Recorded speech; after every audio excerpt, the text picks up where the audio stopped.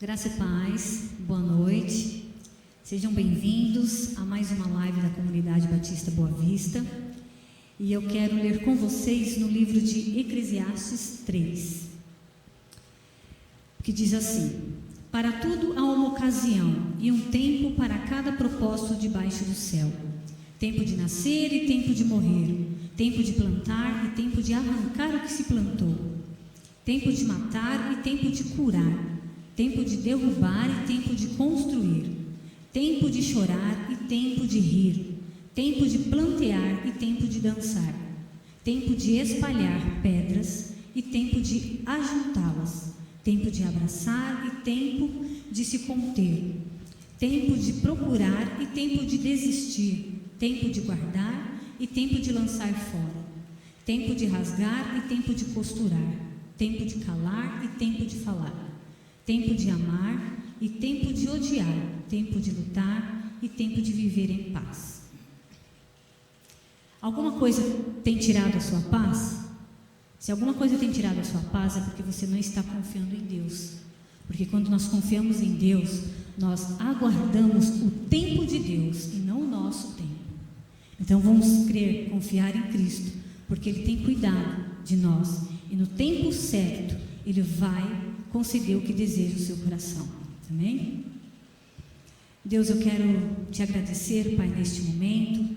Quero te pedir para que o Senhor venha nos abençoar nesta noite, por mais essa live, Deus, que o Senhor possa abençoar, Senhor Jesus, as pessoas que estão em seus lares, para que elas venham receber, Senhor, da tua graça, do teu poder, da tua unção, e que o Senhor possa trazer a paz aos corações, Pai. Que o Senhor possa trazer o alívio e que nós possamos ter, Senhor, a certeza que o Senhor tem cuidado de nós, Pai. Pai, te agradecemos por tudo que o Senhor tem feito por nós, por todas as bênçãos, por bênçãos alcançadas e por bênçãos que ainda iremos alcançar, Deus. Abençoe o louvor neste momento, que o Senhor possa usar cada um de maneira especial, Deus. Se faça presente, Senhor Jesus. Amém.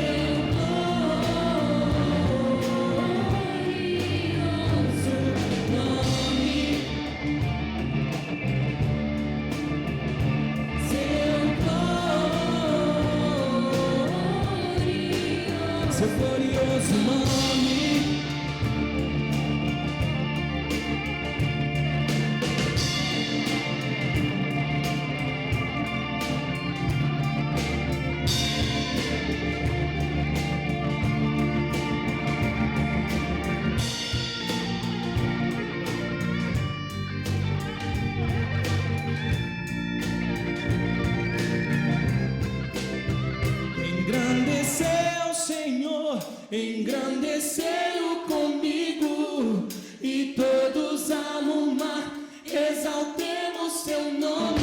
Engrandeceu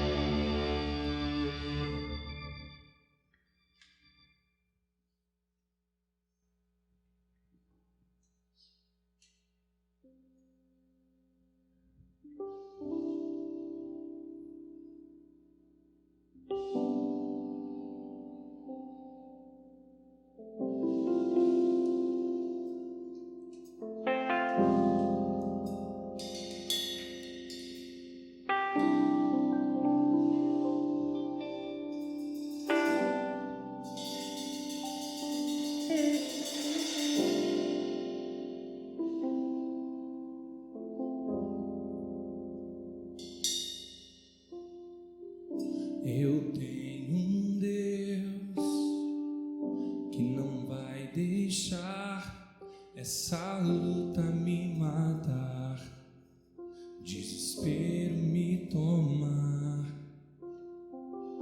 Por mais pressão que seja a situação, o controle ainda está na palma de tuas mãos. Eu tenho um Deus que não vai deixar essa luta me matar, desespero me tomar. Por mais pressão que seja a situação, o controle ainda está na palma de tuas mãos. O choro dura uma noite, mas a alegria ela vem pela manhã. Eu creio, eu creio.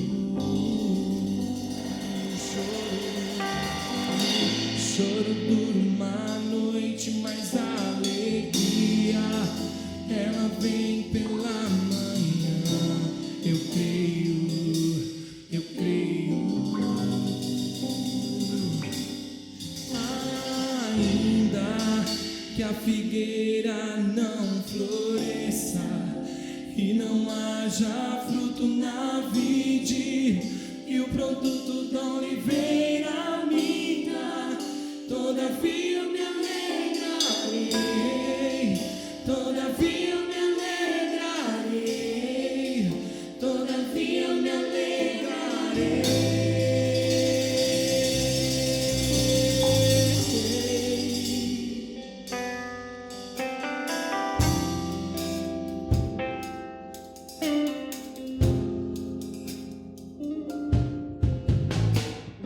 Eu tenho um Deus que não vai deixar essa luta me matar, um desespero me tomar.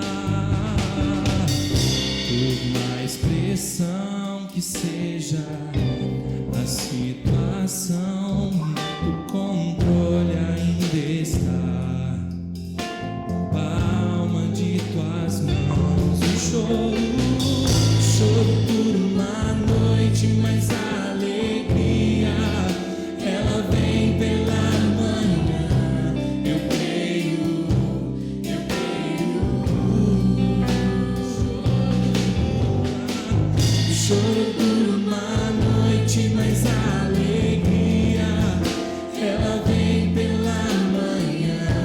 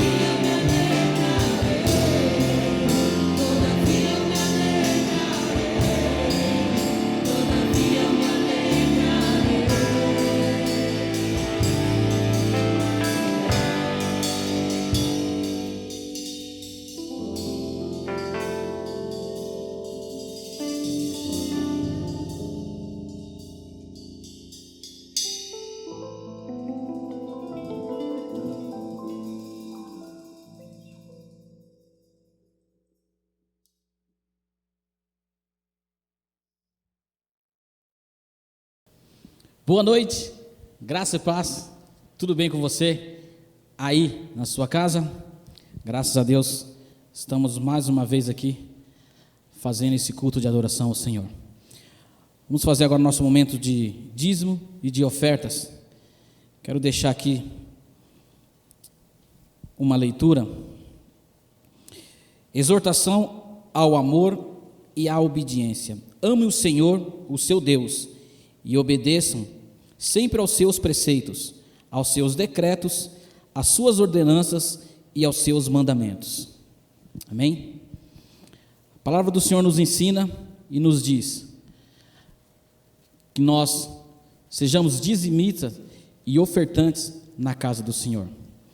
Em todo momento do culto hoje, no louvor, você participou, o Senhor, Ele fez com que o Espírito dEle habitasse no meio dos louvores, na palavra dEle, também o Senhor derrama da sua graça, do seu amor, mas nesse momento, é a única situação em que depende exclusivamente de você. É a hora de você ofertar e dizimar.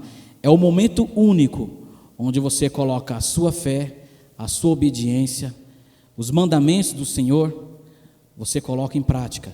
E é nesse momento que você demonstra para o Senhor a sua fidelidade para com Ele, porque nós sabemos o quanto Ele é fiel para conosco. Ele é fiel à sua palavra e não volta.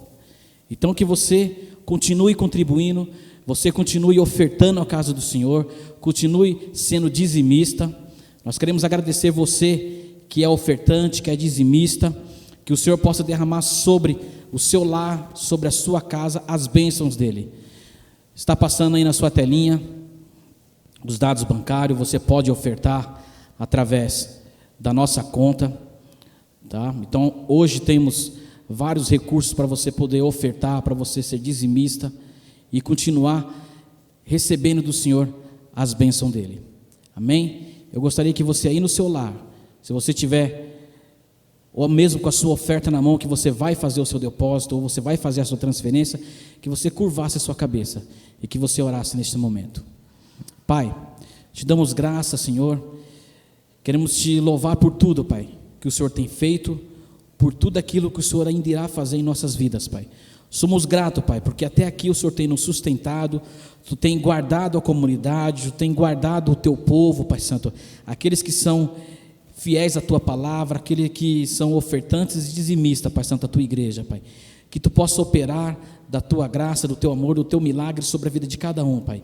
Seja qual for a necessidade, Pai, que Tu possa suprir esse momento, Pai Santo, que nós sabemos que é um momento difícil, um momento complicado, Pai, mas também nós sabemos que as Tuas mãos está sobre o Teu povo, as Tuas mãos está sobre a Tua igreja, Pai. E Tu, eu quero te pedir neste momento que Tu possa abençoar o nosso irmão, Pai, Tu possa abençoar a nossa irmã, que é dizimista, que é ofertante à Tua casa, Pai.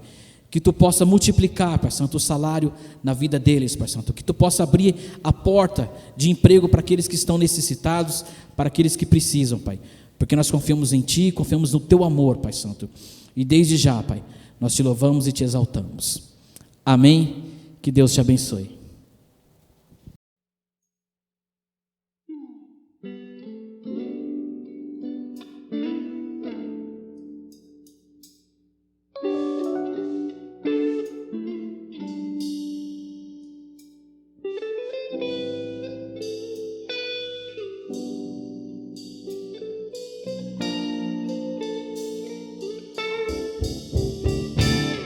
Um olhar apaixonado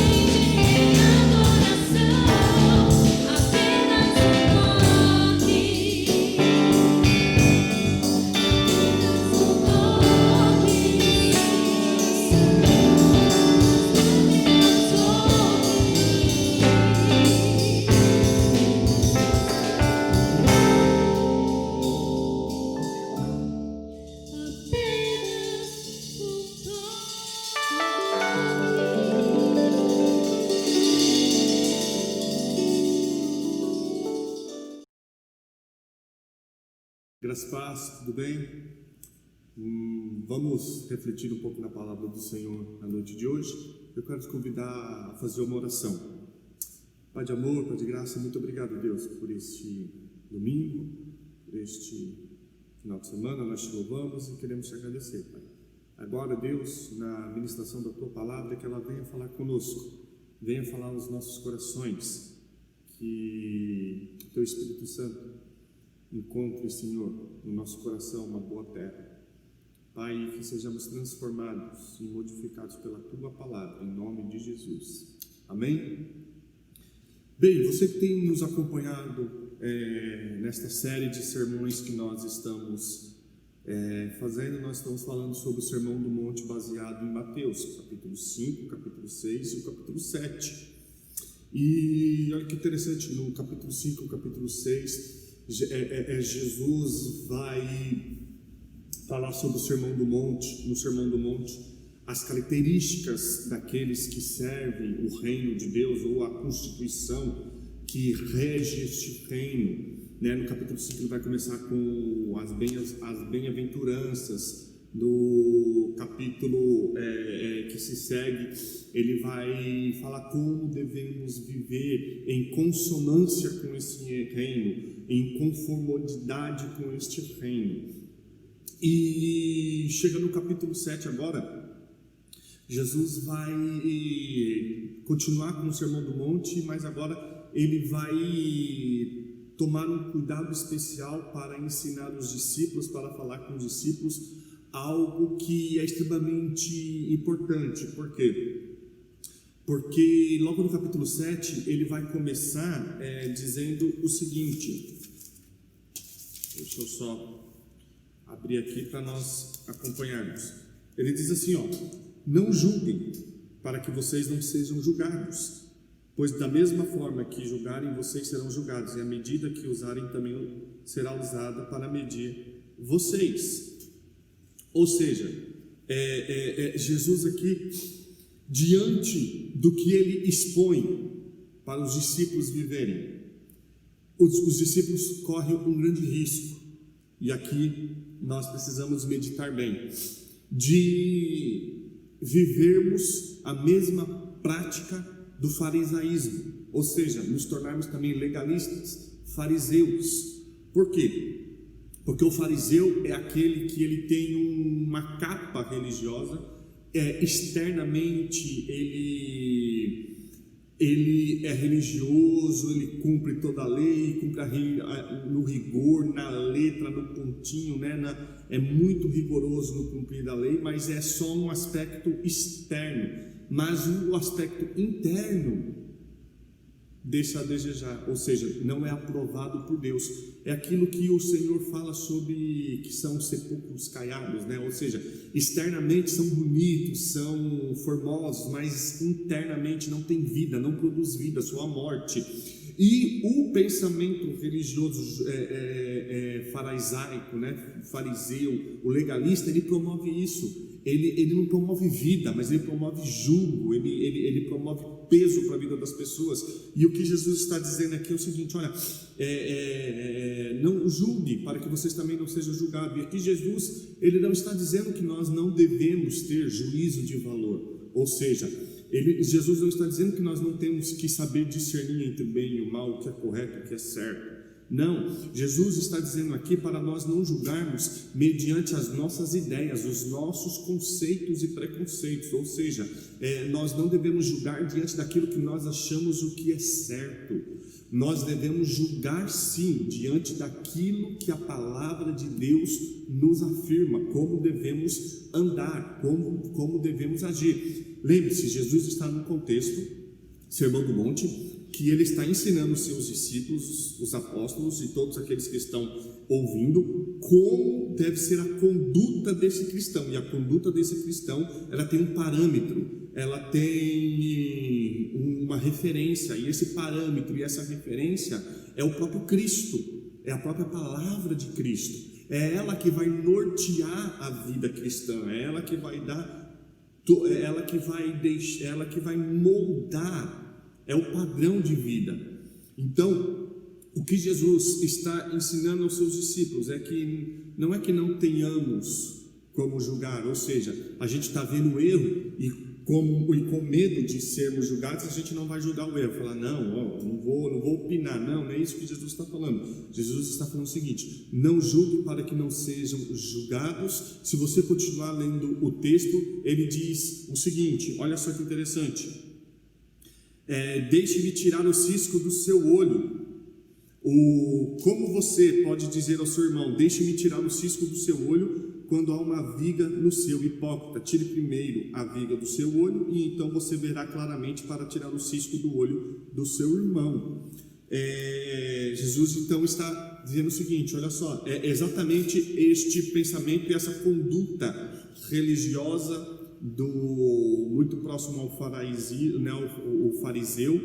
farisaica, de que ele vê o erro do outro, mas com a própria vida dele, ele é conivente, ou seja, ele aponta o erro do outro, ele aponta o pecado do outro, ele não tem misericórdia, não tem graça, não tem amor, não tem bondade pela vida do outro, mas os seus erros, as suas culpas, ele encoberta, ou seja, ele é parcial no seu julgamento. E quando não julgueis para não ser julgado, é que nós não podemos ser parciais, ou seja, nós não devemos agir com parcialidade. Eu sou muito bonzinho para comigo com os meus erros, mas com o erro do próximo eu julgo, eu ofendo e eu bravejo contra ele. Então, a ideia daqui do capítulo 7 que Jesus começa a explicar para os seus discípulos é para que eles também não se tornem pessoas religiosas, não se tornem legalistas, não se tornem fariseus nesse sentido, de ser julgador, pelos seus próprios pensamentos, princípios, pelas suas próprias ideias. Mas o que tem que nos motivar e nos fazer viver corretamente é diante do padrão que Deus estabelece na sua palavra. E nós precisamos estar perto de Deus para isso. Nós só conseguiremos ter um julgamento correto, ter uma visão de mundo no meio de uma sociedade corrompida correta e um comportamento correto quanto mais próximos de Deus nós estivermos. Porque quanto mais próximo de Deus, da Bíblia nós estivermos, mais longe das nossas ideias e dos nossos pensamentos nós estaremos. Quanto mais envolvidos com a palavra de Deus, menos envolvidos com os nossos achismos nós estaremos. Quanto mais próximo da percepção de Deus do mundo, como Ele percebe o mundo, como Ele age no mundo, mais longe da nossa percepção e dos nossos erros nós estaremos. E olha que interessante, Jesus continua o texto, e é sobre esse texto que nós vamos refletir hoje, sobre a persistência na oração. Peçam e lhes será dado, busquem e encontrarão, batam e a porta lhes será aberta, pois todo o que pede recebe, o que busca encontra, e aquele que bate a porta será aberta. Qual de vocês, seu filho, pedir pão, lhe dará uma pedra, ou se pedir peixe, lhe dará uma cobra? Se vocês, apesar de serem maus, sabem dar boas coisas aos seus filhos, quanto mais o Pai de vocês, que está nos céus, dará coisas boas aos que lhe pedirem. Assim, em tudo façam aos outros o que vocês querem que eles lhes façam, pois esta é a lei e os profetas. Aqui em Mateus, do capítulo 7, e nós lemos o versículo 7 até o versículo 12, Jesus vai ensinar como nós devemos agir para estar perto de Deus. Jesus vai sempre identificar que o relacionamento que nós temos com Deus é um relacionamento íntimo, ou seja, um relacionamento familiar, porque ele sempre vai se referir a Deus como Pai, nós como filhos. E é esta intimidade, é esse relacionamento que nós precisamos ter, e é esse relacionamento que Jesus está ensinando aos discípulos. Temos que ter um relacionamento de intimidade, como o pai tem com o filho, para que quando a gente tiver de fato esse relacionamento mais próximo de Deus, menos os julgadores, menos juízo nós praticaremos na vida do outro e exerceremos mais amor e graça e bondade. Mas como nós estaremos mais perto de Deus, como nós estaremos mais íntimos de Deus, como nós estaremos mais perto da presença de Deus? Ele diz na persistência da oração. É claro que este texto ele tem sido usado em várias frentes aí, né, em âmbitos religiosos. De vez em quando a gente, por hora, né, por vez e hora a gente escuta aí as pessoas usando esse texto para usar o subterfúgio para determinar para Deus, ou seja, colocar Deus na parede. Não, porque na tua palavra diz que aquele que pede é dado, aquele que busca encontra, aquele que bate a porta abre, pois o que pede recebe, o que busca encontra, aquele que bate abre. Então eu estou determinando, Deus, que a tua bênção vai vir sobre a minha vida, sobre a vida dos meus, e aí a gente coloca Deus na parede. A gente acha que Deus é um objeto que está lá, né, na nossa estante, e aí quando a gente precisa dele para suprir alguma necessidade circunstancial momentânea da nossa vida, a gente vai lá e aciona ele. Mas depois que isso é solucionado, a gente vai lá e coloca ele novamente na estante, porque ele só está lá para atender as minhas necessidades. Ou seja, a gente age mais ou menos como o Aladim age com a lâmpada mágica dele, né? Esses tempos atrás aí foi lançado um novo filme, né, do Aladim, o Will Smith participa, então tá bem fresquinho aí na memória de vocês. Se você bem conhece esse filme, o Aladim encontra a lâmpada mágica, né? Ele raspa lá a lâmpada, esfrega a lâmpada mágica e aparece o gênio da lâmpada mágica para realizar os desejos dele. E é exatamente dessa forma que algumas pessoas agem diante de Deus. Deus é esse gênio que está dentro da lâmpada mágica, e quando eu oro, então eu tô esfregando a lâmpada de Deus, e quando eu oro, Deus vai se manifestar e vai realizar os meus desejos. Primeira coisa que eu quero falar para você na noite de hoje: Deus não é um gênio da lâmpada que está lá esperando a gente ativá-lo, a gente acordá-lo para que ele possa realizar os nossos desejos. Deus, ele não é um boneco que a qualquer momento a gente aciona ele, um objeto, ou alguém que a gente pode colocar na parede, determinar e falar, não, Deus vai fazer isso. Ou achar que nós vamos mudar o coração de Deus. Não, peraí, mas eu vou orar, eu vou ser persistente aqui na oração e eu vou mudar o coração de Deus. Não, o coração de Deus a gente não muda. Mas quando a gente está mais perto de Deus, e aí através da oração a gente está mais perto de Deus, é o nosso coração que muda. Não é o pensamento de Deus que muda, mas é o nosso pensamento, porque a partir de quando a gente está mais próximo de Deus, mais íntimos de Deus, o nosso pensamento já não será mais o nosso pensamento, mas será o pensamento de Deus. É claro que Deus responde orações. Aqui eu não estou dizendo que Deus não responde orações. Deus responde. E às vezes coincide do que aquilo que eu estou pensando é exatamente o que Deus quer. Às vezes aquilo que eu quero não é o que Deus quer. Então há uma resposta negativa. E às vezes não tem nem resposta, nem positiva nem negativa. Às vezes é no caminho que nós encontramos Deus, ouvimos a voz de Deus e identificamos o que Deus quer. Por isso que Jó vai dizer, antigamente eu conhecia de ouvir falar, mas hoje eu conheço de contigo andar. Ou seja, a gente vai conhecendo Deus no caminho, na estrada. E quanto mais a gente conhece Deus, quanto mais íntimos de Deus nós estamos, mais próximo do pensamento dele nós estamos, mais próximo da vontade dele nós estamos. Porque isso de fato é o que importa, é a vontade de Deus. Não é isso que Jesus disse em sua oração do Pai Nosso? Seja feita a tua vontade. Ou seja, não é a minha vontade, não é a sua vontade, é a vontade do Pai. E nós só conseguimos identificar isso quando nós estamos próximos de Deus. Não é isso que Jesus diz também lá no Getsemane, quando ele ora Ora, de tal forma que de seus polos sai sangue. Ele está lá com os discípulos e ele ora ao Pai dizendo: Pai, passa de mim esse cálice sem que eu beba, mas antes seja feita a tua vontade e não a minha. Ou seja, quanto mais próximo, mais íntimo de Deus, mais conectado com Deus nós estamos, menos nós desejamos a nossa vontade e mais a vontade de Deus é exercida em nós. Por isso que Jesus vai dizer em Mateus 7 para os discípulos. Ele está falando aqui sobre comportamento, relacionamento, vida diária, vida numa cultura, numa sociedade. Então ele está dizendo o seguinte: olha só, peçam e lhes será dado, busquem e encontrarão, batam e a porta lhes será aberta. Peça pela presença de Deus na tua vida e você vai encontrar Deus na tua caminhada. Bate na porta da graça e a porta da graça será aberta para a tua vida. Busque a presença de Deus e você receberá a presença de Deus sobre a tua vida.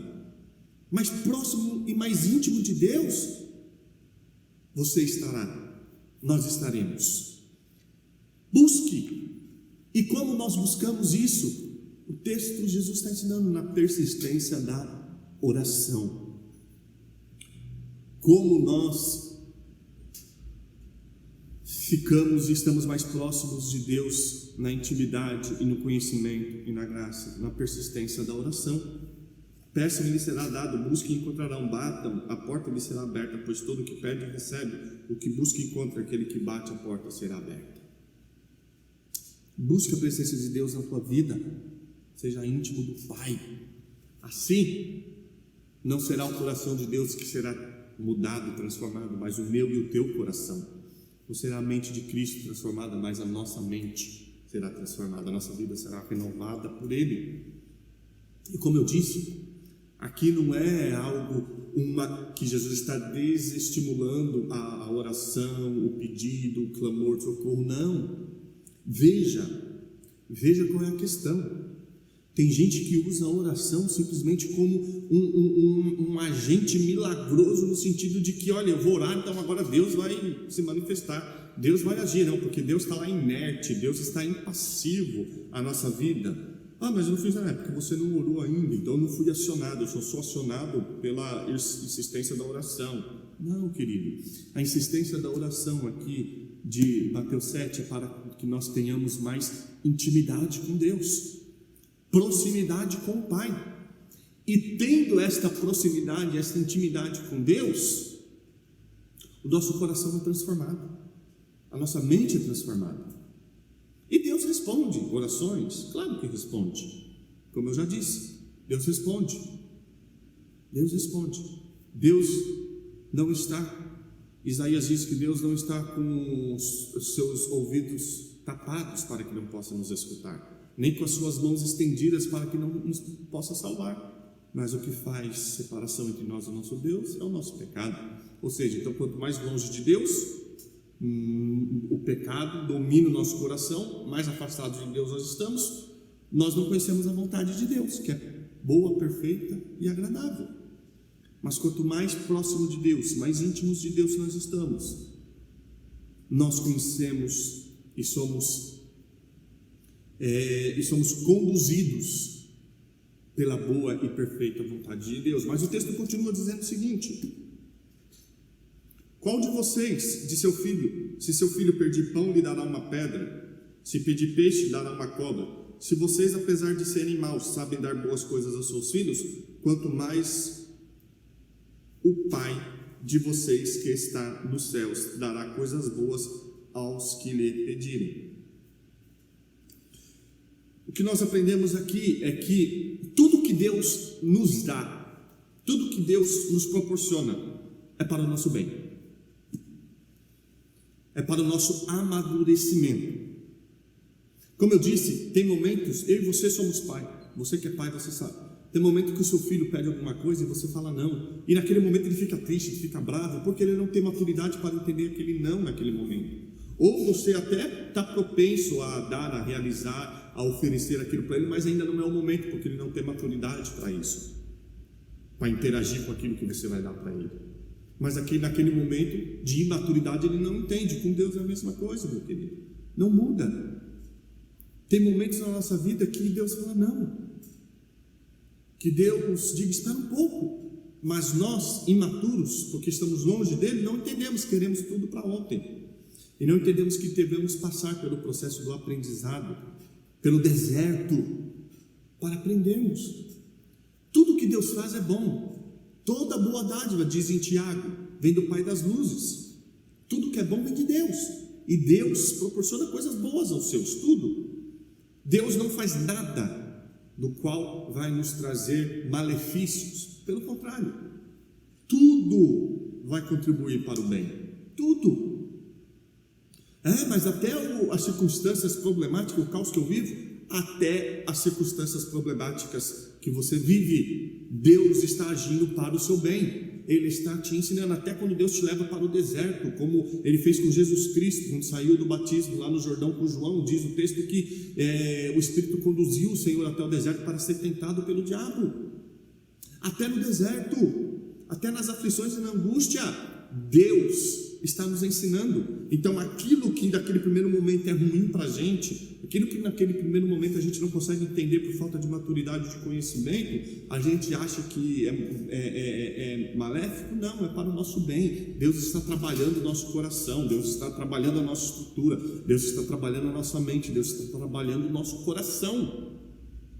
E quando passa-se o tempo, a gente começa a entender os porquês de Deus na nossa vida. Então, tudo que Deus faz é para o nosso bem. Olha só, o Pai que está nos céus dará coisas boas aos que lhe pedirem. Jesus vai falar, olha, vocês que são maus, foram atingidos pela queda, ainda tem a influência da queda sobre vocês.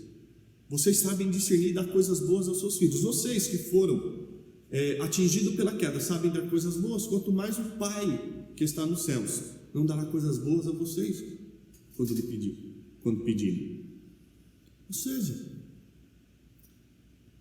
mesmo diante das nossas falhas, diante das nossas limitações, nós expressamos essa imagem, a imago Dei, essa imagem de Deus em nós, que nós conseguimos ainda, mesmo atingido pelo pecado e manchado pelo pecado, a gente consegue ainda, mesmo que em proporções limitadas, a gente consegue ainda ter atos de bondade, atos de amor e de graça.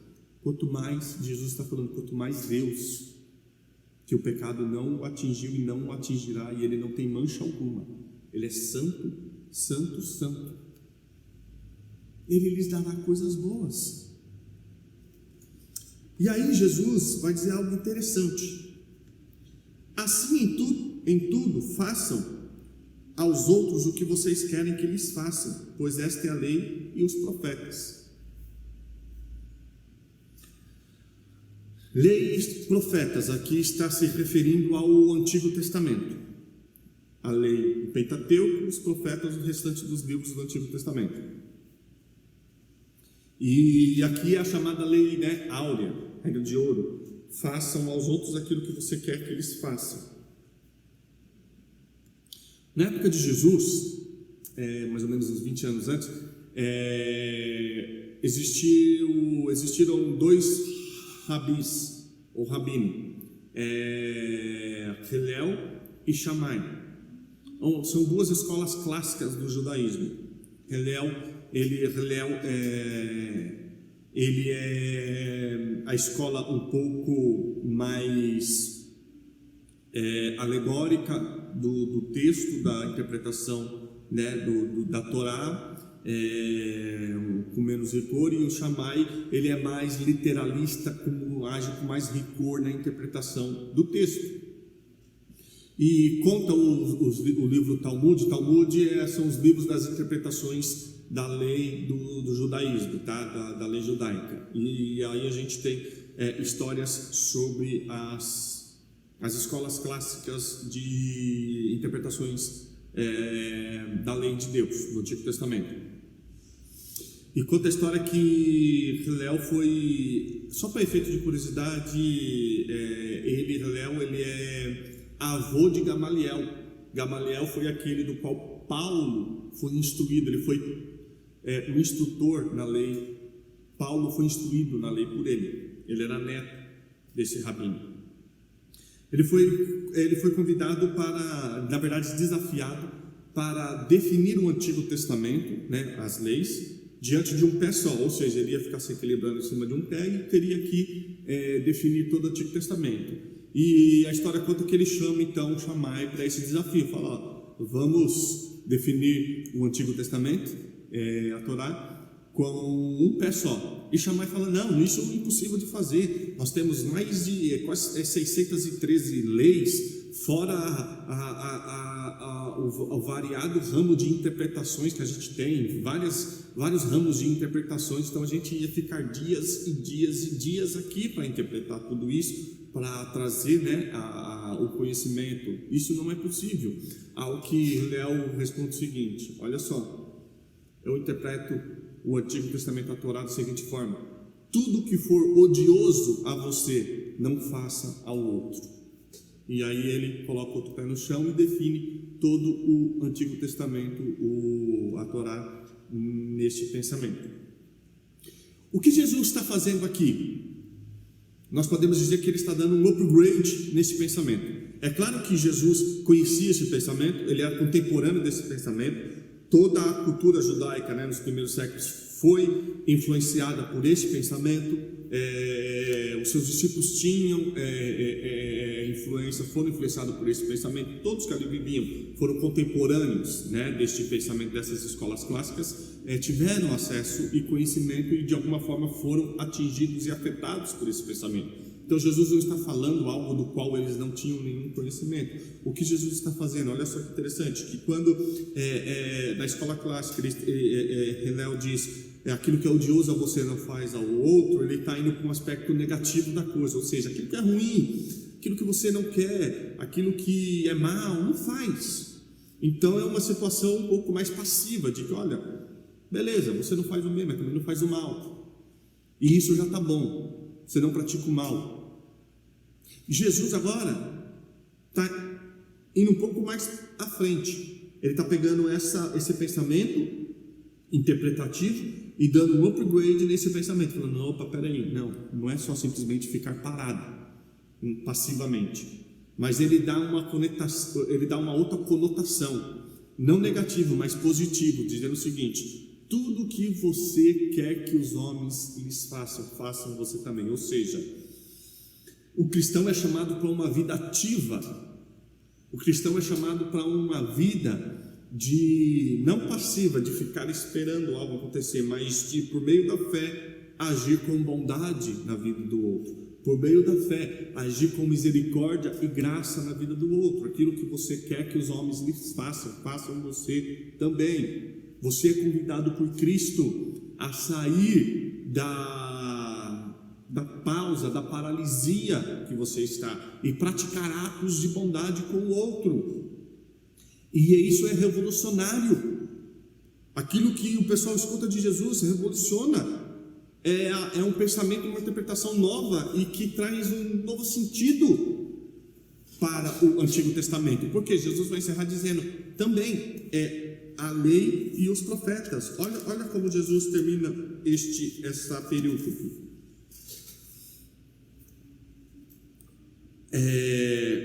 Assim, em tudo façam aos outros o que vocês querem que eles lhes façam, pois esta é a lei e os profetas. Ou seja, Jesus estava falando de atos de bondade, né, que o Pai pratica para com o Filho, e que Deus também, o Pai do céu, dará algo bom para aqueles que lhe pedirem. Está dizendo: e vocês também façam a mesma coisa,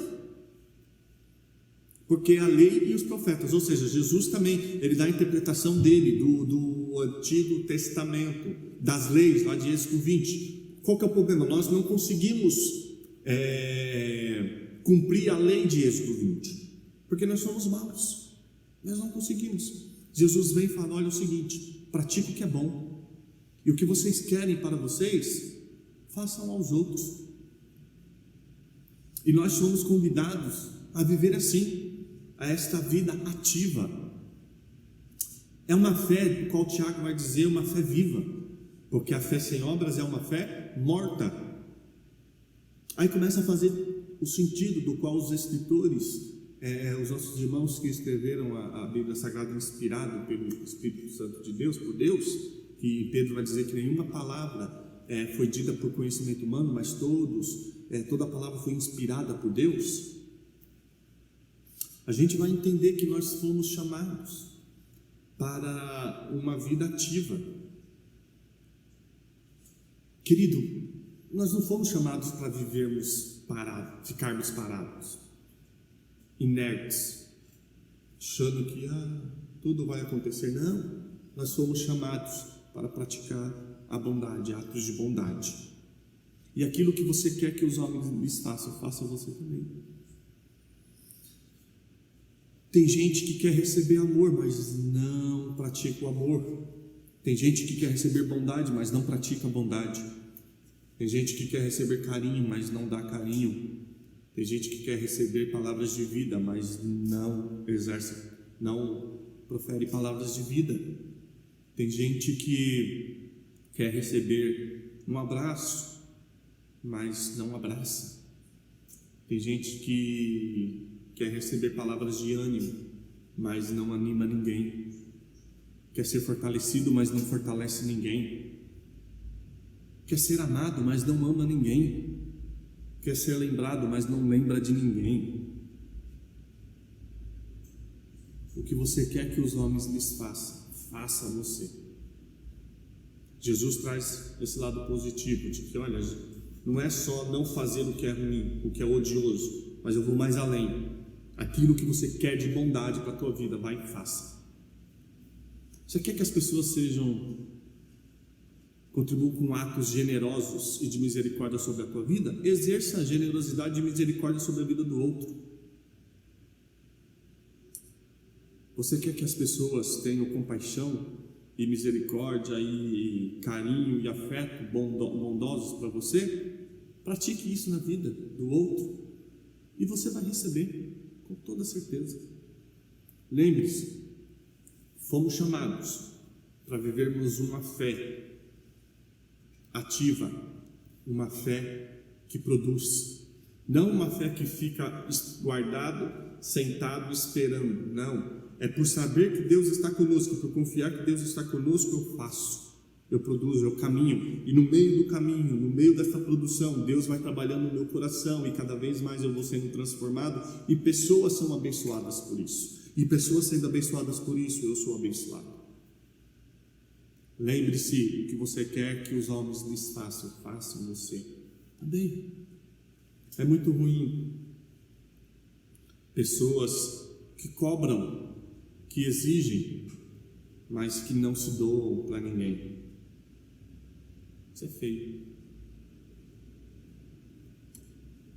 Você quer que as pessoas mudem o comportamento delas com você? Mude você com elas. E você vai ver que elas mudarão com você. E assim você estará cumprindo o que diz o Antigo Testamento. Ame a Deus sobre todas as coisas e ao teu próximo como a ti mesmo. Ou seja, pratique o amor, pratique a graça, pratique a bondade e você será abençoado. Em nome de Jesus. Amém? Que Deus te abençoe na noite de hoje e que você possa produzir bons frutos do reino de Deus. Que você seja uma árvore frutífera em nome de Jesus. Quero orar por você e pela tua família.